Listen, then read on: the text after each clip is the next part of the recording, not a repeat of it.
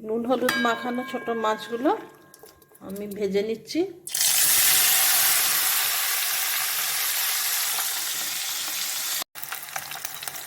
নমস্কার বন্ধুরা, কুকুর কিচেনের তরফ থেকে আপনাদেরকে অসংখ্য ধন্যবাদ। আজকে ছোট মাছের আম দিয়ে টক করব। আমার মেয়ে আমের চাটনি খেতে শিখেছে ছোট মাছ দিয়ে, সেই জন্য আপনাদের সঙ্গে শেয়ার করে নিচ্ছি। ওই তেলেই সরষে আর শুকনো লঙ্কা দিয়ে দিচ্ছি। মাছ ভাজার তেলে আম দিয়ে দিলাম,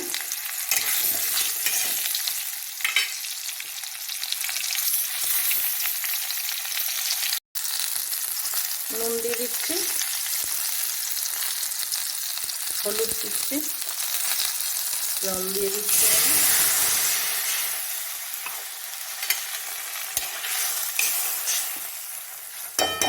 একটু ঢাকা দিয়ে রাখি।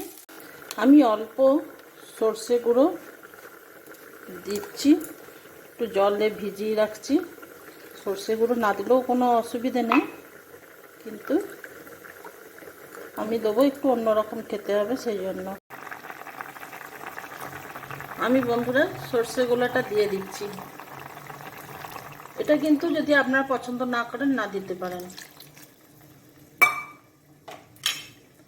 রোজই তো আমের চাটনি খাই শুকনো লঙ্কা সর্ষে ফোড়ন দিয়ে, আজকে একটু সর্ষে গুঁড়ো দিলাম। আচ্ছা, চিনিটা দিচ্ছি।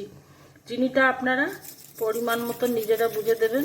যদি টক বেশি পছন্দ করেন তাহলে চিনি কম দেবেন। আমার একটু মিষ্টি মিষ্টি ভালো লাগে বলে আমি একটু চিনিটা বেশিই দিলাম। আবারও ঢাকা দিয়ে দিচ্ছি। ভালোভাবে ফুটে গেছে, আমি এবার মাছ ভাজাগুলো দিয়ে দিলাম।